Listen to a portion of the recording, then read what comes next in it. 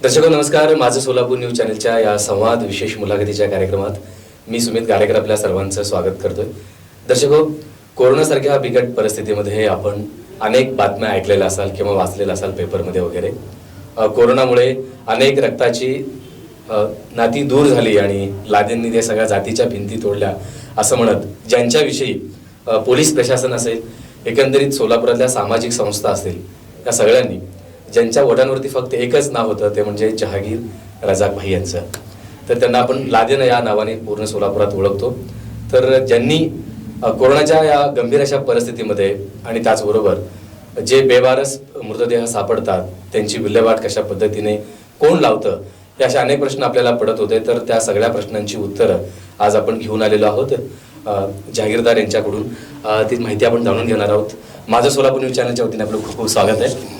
खरं तर दर्शकांना माहीत नसतं की एखादा मृतदेह सापडतो तो कसा सापडतो आणि ते सापडल्यानंतरची प्रक्रिया काय असते. एकतर ॲक्सिडेंट झाल्यानंतर किंवा बेवारस मृतदेह सापडल्यानंतर त्याला आपण स्पर्श करण्यासाठी सामान्य नागरिक घाबरतात.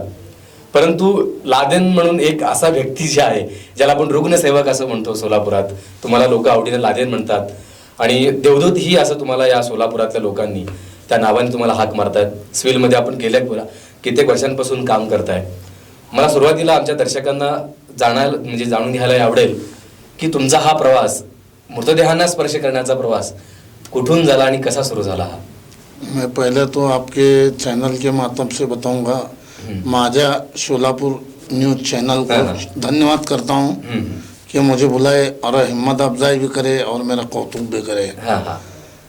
अब जो मेरा कार्य था, हमारे एक बंदे के वजह से ये काम चालू हो गया अन्नम का. सोलापुर जिले में जो जैसा कि ये काम चालू हुआ, किसके लिए कि मेरे साथ एक घटना घटी थी. जो मैं जमात में लेके जा रहा था एक बंदे को, हाजी गुलाब साहब के फरजन अहमद को, वो उसको लेके जा रहा था और रास्ते से चले गया. वहाँ से उसको भटक होने के बाद मेरे ऊपर आपातकाल बहुत आई. आने के बाद उसको तलाश करते करते ये जो बेवारस का काम चालू करा मैं.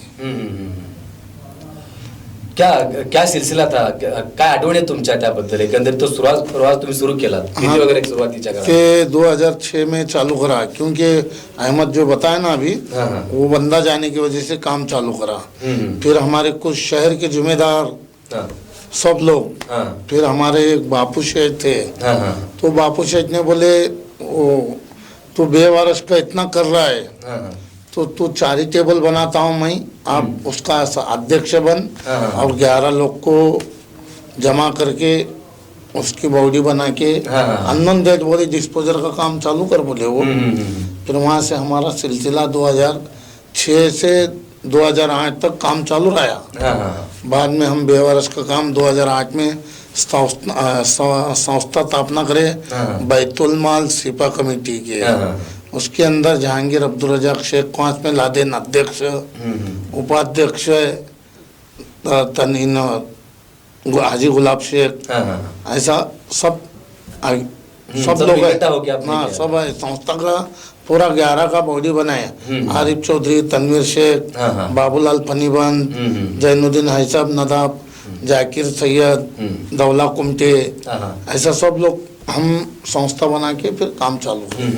खरं तर तुमच्या माध्यमातून म्हणा किंवा तुमच्या संस्थेच्या माध्यमातून तुम्ही असं खूप मोठं समाजकार्य केलेलं आहे, ज्यामुळे शासन असेल किंवा पोलीस प्रशासन असेल, वेळोवेळी तुमचं कौतुक केलेलं आम्ही पाहिलेलो आहोत प्रसार माध्यमांमध्ये काम करत असताना.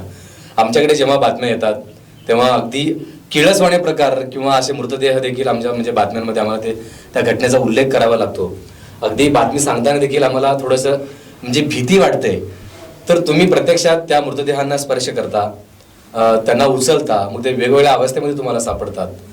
तर हा जो तुमचा प्रवास आहे, हा प्रवास तुम्ही सुरू करत असताना याच्या आधी तुम्ही काय होतात?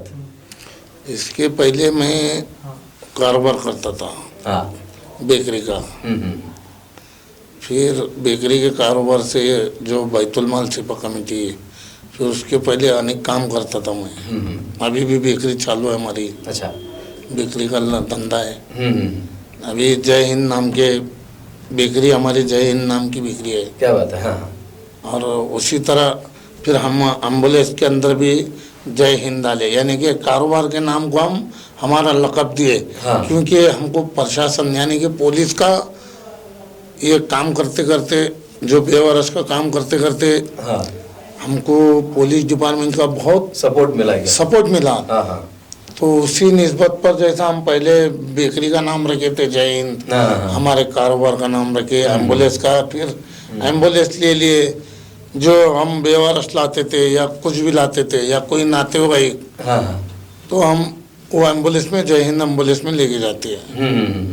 तो अच्छा, आपने नाम भी ऐसा चुना है जो जातीभेद के आगे आपने सुना सोचा उसके बारे में. खरं तर जेव्हा आपण कोरोनाच्या काळाकडे आपण येऊयात, त्यातली तुमची जी काही कामगिरी आहे, तुम्ही जे योगदान दिलं आहे, त्या अनुभवाविषयी तुम्ही काय सांगाल नेमकं?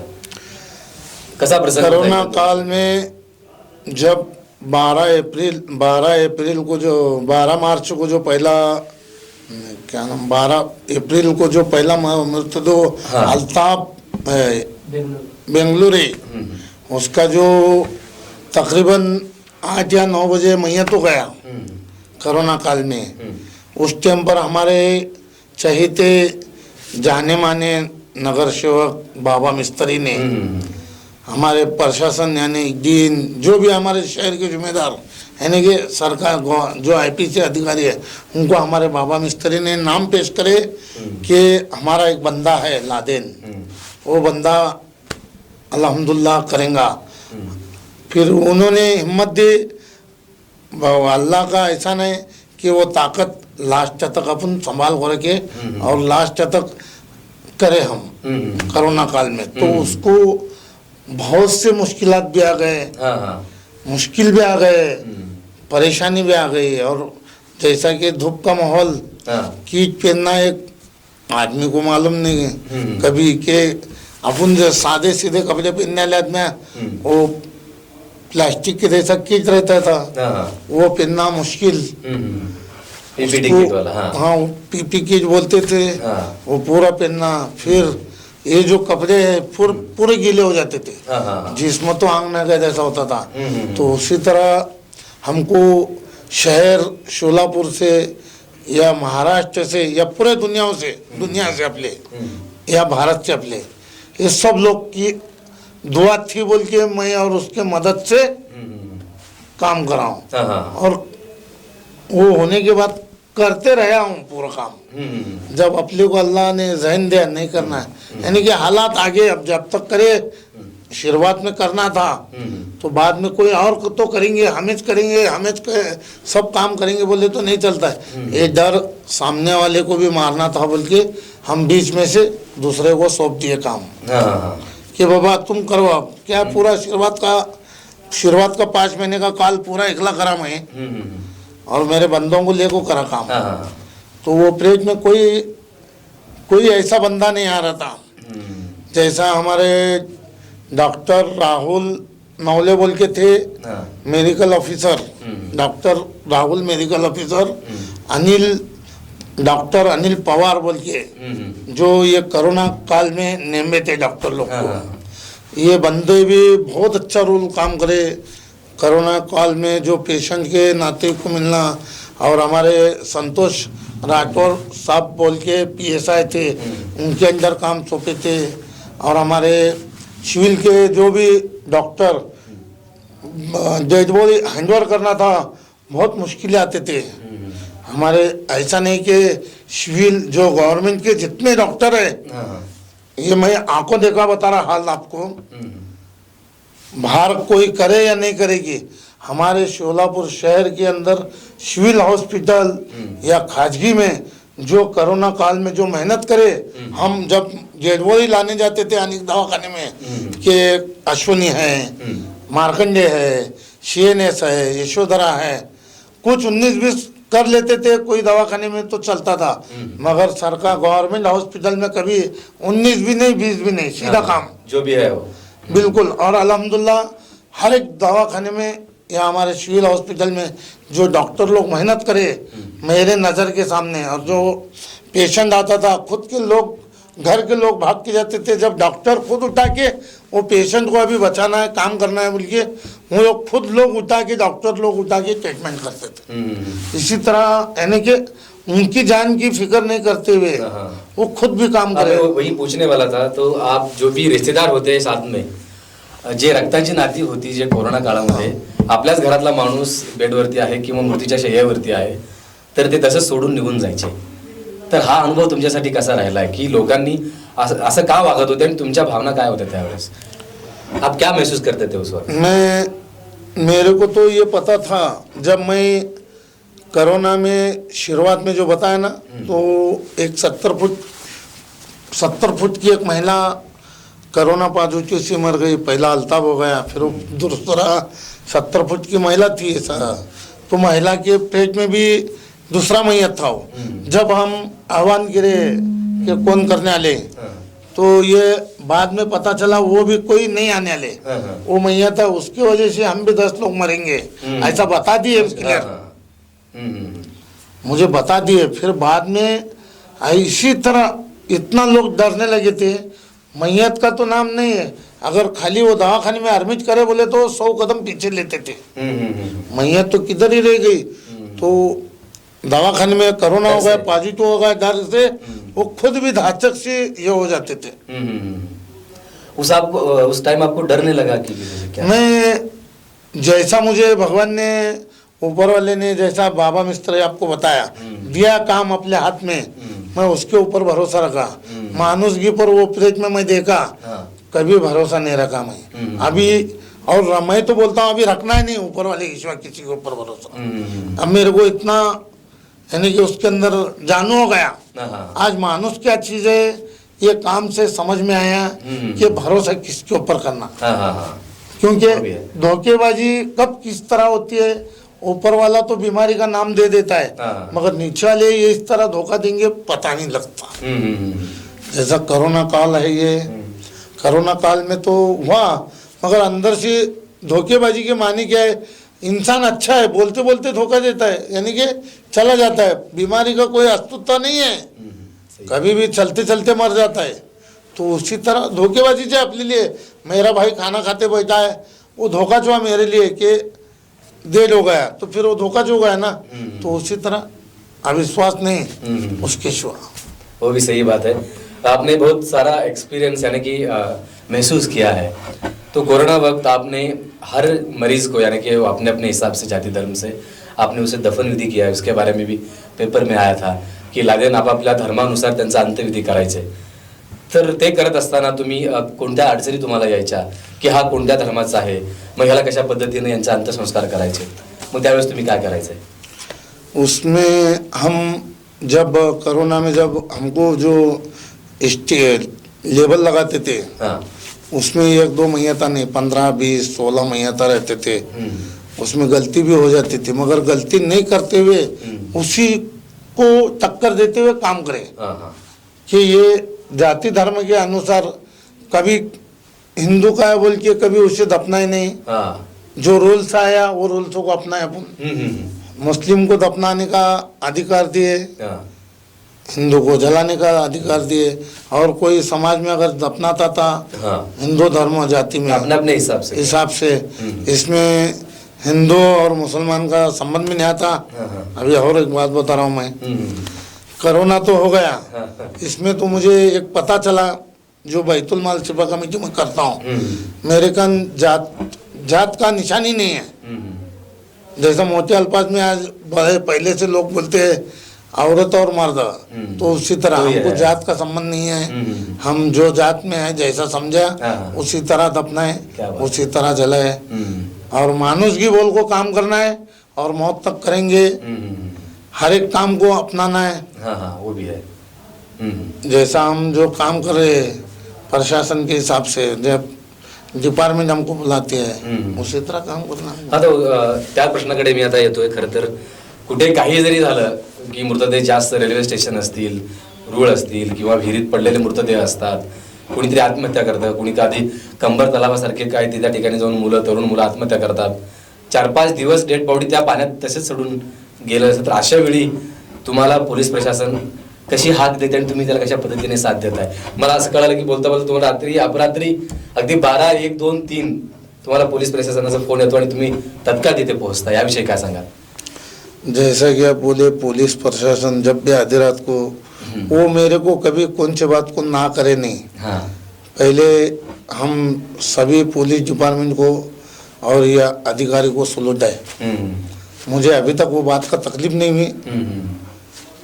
हुई मुझे, क्योंकि सब जितने भी काम करे, दो ऐसा बोल, लादेन किधर है सर, 2 मिनट में आ गया मैं. तो उनका हम दिल जीत लिए. तो उनके मन में है बोल को वो आधी रात को मुझे आवाज देते हैं. वो मेरे को आवाज देने के बाद ही, वो चाहे कोई भी रहो, उसको अपन नहीं देखते कि ये क्या है वो क्या है. अगर वो नाते हुए का रहा तो भी लेके आते, अननोन भी रहा तो भी लेके आते. उसमें कटिंग कैसा है, जैसा आप बताए, वीर ये सब बहुत मुश्किल है वहाँ भी. हे खरंच सगळं करत असताना पोलीस प्रशासन आणि तुमचं जे काही बॉन्डिंग आहे ते खूप चांगलं आहे. अशी एखादी आठवण सांगा की ज्यामुळे तुम्हाला ज्या ठिकाणी तुम्ही स्वतः देखील घाबरला होता, अशी कोणती घटना आहे का तुमच्या आठवणीतली. तुम्ही तसे घाबरत नाहीत, पण अशी एखादी घटना आहे की खूपच विचित्र आहे, आजपर्यंत तुम्ही कुठेच बघितलेली नाही आहे. मैं पहला बताऊंगा, एक विजयवाड़ा का एक मैयत था जो बीजापुर नाके की हद्दी में, अच्छा, 6 दिन से 7 दिन लटक गया था. बापरे. हैंगिंग कर लिया था वो. उस टाइम पर जरा मैं घबराहट क्यों कर लिया था, यानी कि 20 फुट ऊपर है वो, उसको काटने का किस तरह और निकालने का किस तरह, यानी कि पूरे कीड़ों से भर गया था वो. बापरे. जब मुझे हमारे अभी वो जो भी बंदा है डिपार्टमेंट का, वो मुझे परसों ही आचमन निकाला था, लादेन तो मैं काम ऐसा करे थे, आज भी मुझे याद है. तो इसी तरह मरने के बाद भी लादेन को याद करना है. तो वो हैंगिंग का जो है ना, हमारे बच्चों को लेके जाके ऊपर से रस्सी काटे, फिर उसको उसका तपास निकाले तो वो विजयवाड़ा का निकला, इंजीनियर था वो. उसके बाद जो है राजेश कामरे वकील जो बोले ना, त्यांची केस होती. हो. राजेश कामरे वकील, पांडुरंग बस्ती, शानदार चौक. उसके जो भगवान नाम नहीं बोलना हम किसी के, क्या है क्या खराब लगता है. ये आप बता रहे बोल के हमको बोलने के लिए, एक मजबूरन में बोल रहा हूँ. ऐसा खुशी मेरे को नहीं है कि बोलना बोल के. वो भी बहुत, वकील साहब जो राजेश कामरे वकील साहब का जो भी हुआ, वो भी बहुत गलत हुआ. उस टाइम पर भी वो हादसे में अभय डांगरे साहेब अपने सोलापुर जिले के एसीपी थे क्राइम के, डीबी के, तो उन्होंने भी फ़ोन करा था और बहुत से लोग फ़ोन करा था कि लादेन ऐसा ऐसा यहाँ पर मैयत है, आने आओ.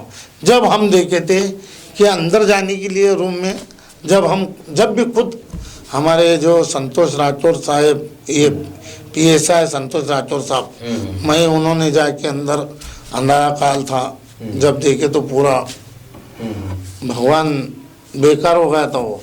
तो वो भी बहुत अफसोस हो गया था, यानी कि दुख भी हो गया था और डर भी पैदा हो गया था. मानुष जी की आज ये क्या हाल है.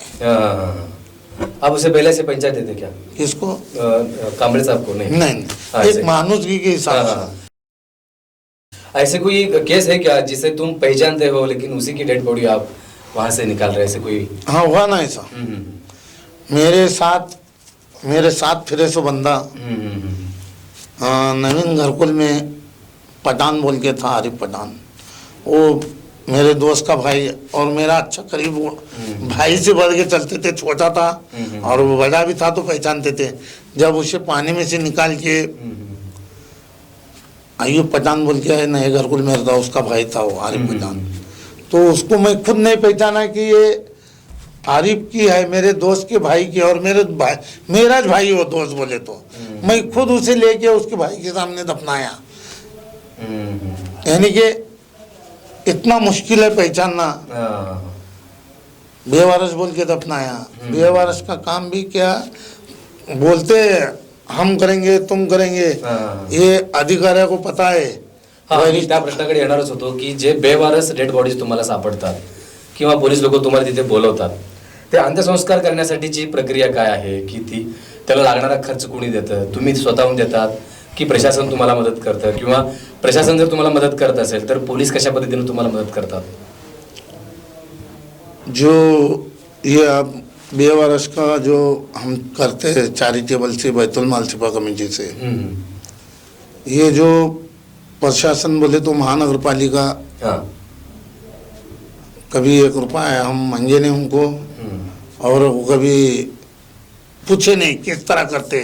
रास्ते के बेवारस का काम महानगर पालिका का है, ये डिपार्टमेंट का काम है सिर्फ पंचनामा करना और डेड बॉडी उनके ताबे देना है।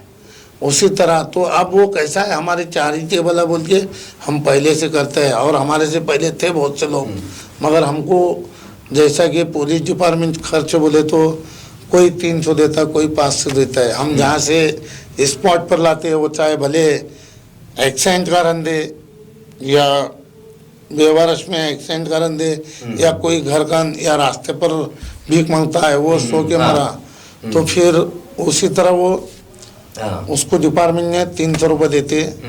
फिर बाद में उसका अंत विधि 4 दिन तक हम पुलिस पंचनामा करती है, फिर उसको हम 4 दिन तक डेड बॉडी रखते हैं। फिर कोई रहा तो उसका तपास अगर कुछ मिला, डिपार्टमेंट आती मेरे कन शनाख्त लेती डेड बॉडी की, फिर उसको तपास करती कि ये डेड बॉडी कहाँ की है। कभी कोई गांव की रहती पता नहीं, और कौन रहता वो पता नाही। एकंदरीत नंतर ते विल्हेवाट तुम्ही केलं, 4 दिवसानंतर विल्हेवाट आम्ही लगाते। आपण थोडेसे आता इकडे रेल्वे रुळाकडे येऊयात. अनेक लोक तिथे मरतायत, अनेक तरुण मुलं आत्महत्या करतायत, तिथले डेड बॉडीज, आणि रेल्वे प्रशासन असेल, रेल्वे पोलीस असेल, यातलं तुमचं कसं बॉन्डिंग आहे? तिथे गेल्यानंतर तुम्ही मग त्या म्हणजे बेवारस असतील किंवा ओळखीचे असतील, ती तिथली प्रक्रिया काय आहे नेमकं? तुम्ही तिथे गेल्यानंतर कशा पद्धतीने सगळं पाहता? कैसा है, इसमें 80% तो सोसाइटीज करते। जो आप जो बताए बात, प्रक्रिया रेलवे की क्या रहती है, असल तो हमको नजर आता है सोसाइटी का। हम किसी को बोल नहीं सकते कि मारा, हम कौन बोलने वाले, वो डिपार्टमेंट काम करती है उसका, वो बुलाई बात हमको काम करना है खाली।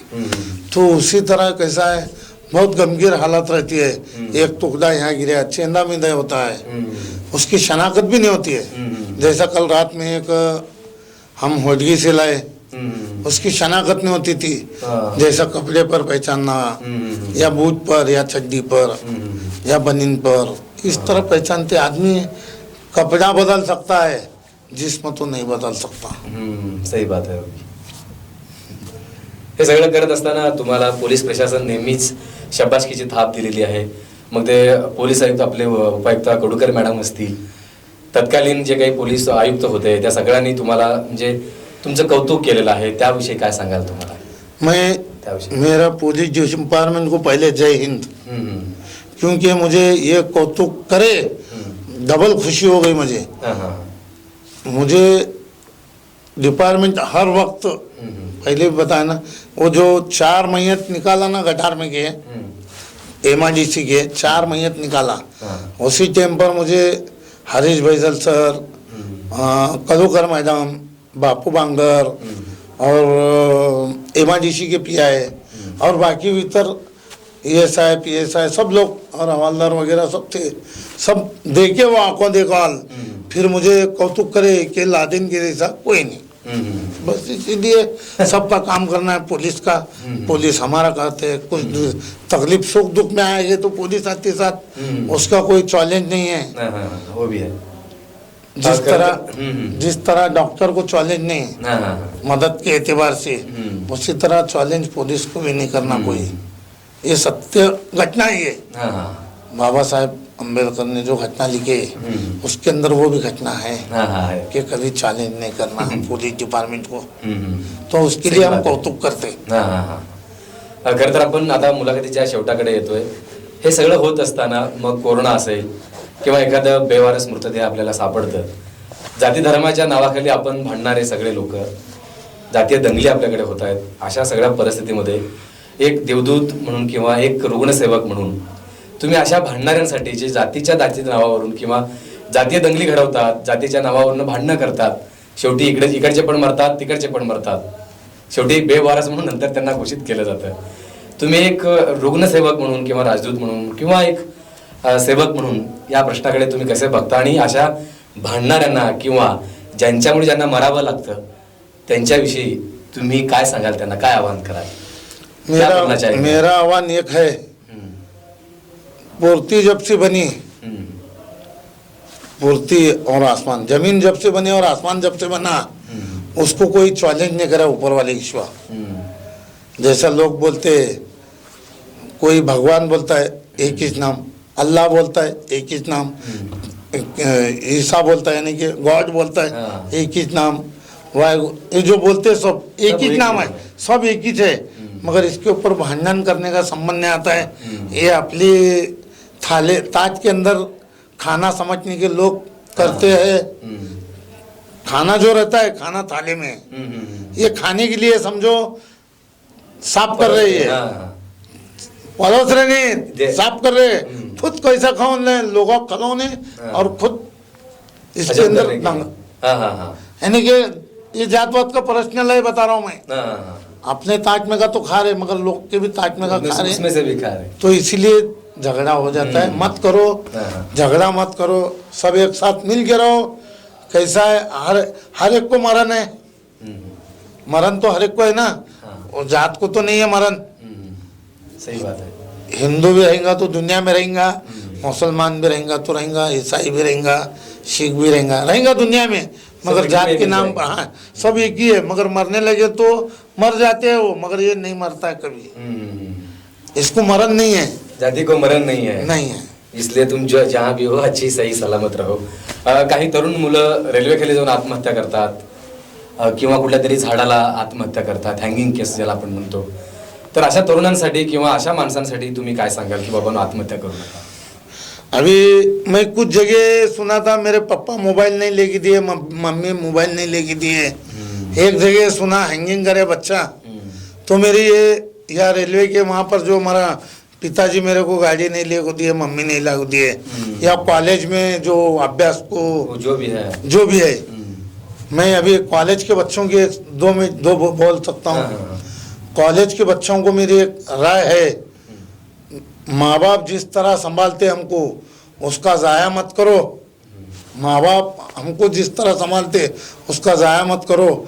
आज पढ़ाई फेल हो गई, कल तुम और जीत जाओगे. ये कॉलेज के बच्चों के लिए बोल रहा हूँ. आज हम हार जाएंगे, निराश मत होना है. इसको निराश होने से क्या होने वाला है? खाना तो खाना है, भूख लगने के बाद नहीं खाएंगे तो चलेगा क्या? आदमी कमजोर हो जाएगा. उसी तरह हर टाइम जितना है ऊपर वाले से दुआ करना है. मम्मी पापा को कोई बात की टटोलना नहीं, सताना नहीं. कोई अच्छे रहते हैं, कोई हालात से मरेले हुए रहते, तो उनको मारो नको. यही विनंती है मेरे कॉलेज के बच्चों से. गलती हो गई मम्मी पापा से या खुद से भी, खुद मम्मी पापा को या मम्मी पापा आपको बताना, ये मेरी विनंती है सबको, माँ बहनों को, बच्चों को. और हैंगिंग कभी नहीं करना. फिर उसके बाद जो रेलवे कैचिंग भी होता है, मम्मी पापा जो बताते हैं उसी रास्ते पर चलना है. आज एक मोबाइल 10,000 का 20,000 का तुम कमा के 10 लाख का भी ले सकते. सही बात है. आप कमा के 10 लाख का भी मोबाइल ले सकते, 10 लाख की गाड़ी भी ले सकते. कभी सुसाइड नहीं करना. इससे एम्बुलेंस वाला हो या पुलिस हो या कोई और आदमी हो, आने वाला अपना काम करके चला जाने वाला, मगर माँ बाप का जो काम, माँ बाप का जो चला जाता है कोई नहीं ला के देता ऊपर वाले की सिवा. हे सबसे विनंती आहे मेरी. जय हिंद. खरंच खूप चांगल्या पद्धतीने या ठिकाणी तुम्ही एकंदरीत तुमचा प्रवास या ठिकाणी सांगितलेला आहे. तुमच्यासारखे राजदूत रुग्णसेवक आज समाजात आहेत म्हणून अनेक बेवारस लोकांना त्यांच्यावरती मरताना तरी त्यांच्यावरती व्यवस्थितपणे अंत्यसंस्कार होत आहेत. माझं सोलापूर न्यूज चॅनलच्या वतीने तुम्ही ते आलात त्याबद्दल मी खूप खूप आभार व्यक्त करतो. दर्शकांसाठी एक ज्याला आपण काय म्हणतो दुर्मिळ माहिती तुमच्या माध्यमातून जाणून घेण्याचा प्रयत्न आम्ही केला. मी सुमित गाडेकर आता संवाद या कार्यक्रमातून आपला निरोप घेतोय. नमस्कार.